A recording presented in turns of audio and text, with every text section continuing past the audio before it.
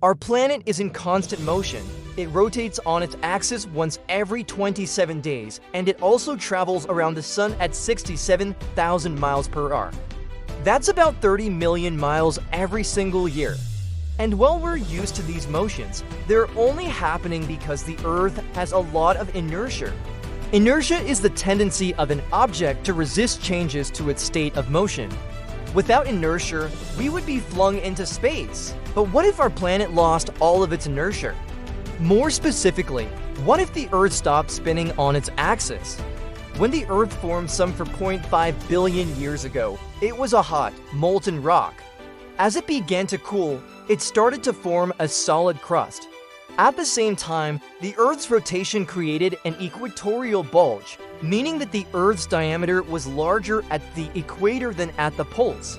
As the Earth continued to cool, the crust solidified and hardened into a rigid shell. But since the Earth was still hot inside, the mantle and the core, the outer part of the Earth's core, were still liquid. So when the Earth continued to rotate, the liquid metallic materials formed a sort of ball around the planet.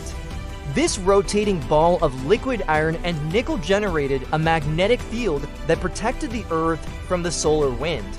Without this protective magnetic field, our planet would have been bombarded by the solar wind and stripped of its atmosphere. So as you can see, the Earth's rotation plays a crucial role in protecting the planet from being stripped of its atmosphere. So what would happen if the Earth stopped spinning?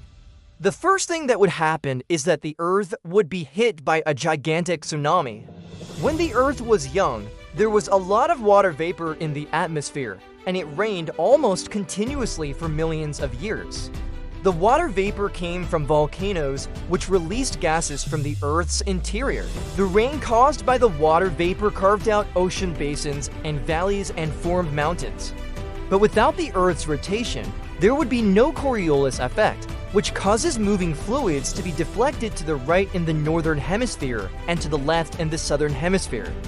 This means that any fluid that flows on the Earth's surface will flow from areas of higher elevation to areas of lower elevation. Without the Coriolis effect, the water would flow directly out of the ocean basins towards the poles. This means that the poles would get flooded and we would have giant oceans at the poles and giant deserts at the equator. But wait, there's more. The Earth's rotation also affects the strength of our planet's gravitational pull. Due to the equatorial bulge, the Earth's gravitational pull is weaker at the equator than at the poles. To understand why this happens, let us take a look at our planet from the perspective of an object far away from the Earth. If we were to draw a line from the center of the Earth through the equator, the distance between the center of the Earth and the object would be equal to the Earth's radius. However, if we were to draw a line from the center of the Earth through one of the poles, the path of the line would be shorter than the Earth's radius. Because of this shorter distance, the gravitational force between the Earth and the object would be stronger. So as you can see, the Earth's rotation makes the Earth a bit wider at the equator, resulting in a slightly weaker gravitational pull at the equator. Now imagine what would happen if the Earth suddenly stopped rotating. The Earth would be a bit flatter and the gravitational pull would be stronger near the poles.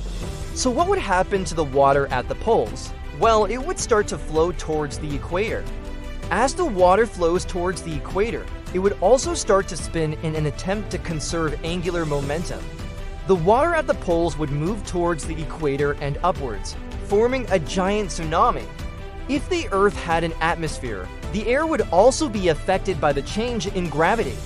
The atmosphere would be pulled closer to the poles, causing even more water to flow towards the equator and making the tsunami even bigger. The giant tsunami would cause massive flooding at the equator and expose large parts of the land at the poles. And those who survived the initial wave would face another threat: hurricanes. The Earth's rotation causes air to flow from the poles to the equator, which creates hurricanes in the northern hemisphere and anticyclones in the southern hemisphere. Without the Earth's rotation, there would be no more hurricanes or anticyclones. The air would still flow from the poles to the equator, but it wouldn't be as strong. Instead, there would be giant whirlpools of awfulness. The ocean currents would also be affected by the change in gravity. Warm water from the tropics would flow towards the poles and cold water from the poles would flow towards the equator. This would disrupt the balance in temperature that we have on the planet. And even worse, the Gulf Stream, which brings warm water from the Gulf of Mexico to Europe, would cease to exist. So not only would the Earth become a very different place for humans, but the rest of the animal kingdom would be greatly affected too. Many animals rely on the Earth's rotation to survive.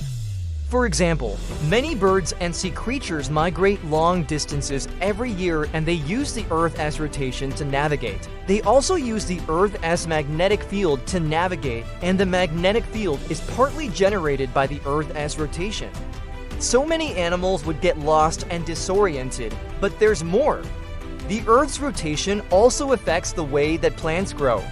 Plants use the Earth as rotation to orient themselves towards the sun, and they also use the Earth as gravity to help them grow. Without the Earth's rotation, plants would grow in strange ways and many species might not be able to survive. But wait, there's still more. The Earth's rotation also affects the weather. The Earth as rotation causes air to be deflected to the right in the northern hemisphere and to the left in the southern hemisphere. This deflection causes air to move from areas of high pressure to areas of low pressure, which causes wind. The Earth's rotation also affects the intensity of storms. Storms form when air rises rapidly. The Earth's rotation causes air to rise more rapidly in the northern hemisphere than in the southern hemisphere.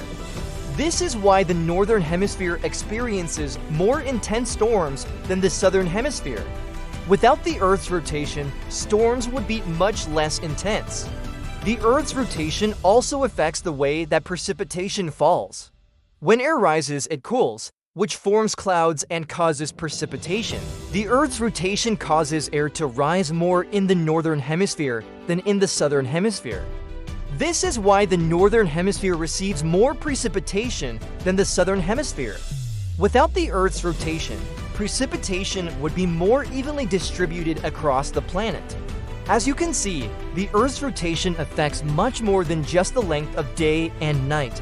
It affects our planet in many ways. And while it might be fun to imagine what would happen if the Earth stopped rotating, it's a good thing that it didn't. So now, you know why it's important to stay informed about what's happening in our world. The Earth's rotation is just one of many natural phenomena that affect our planet. And it's important to understand these phenomena so that we can better understand the world around us. Hopefully you learned something new and you liked the video. Then please leave a comment below and subscribe. See you next time.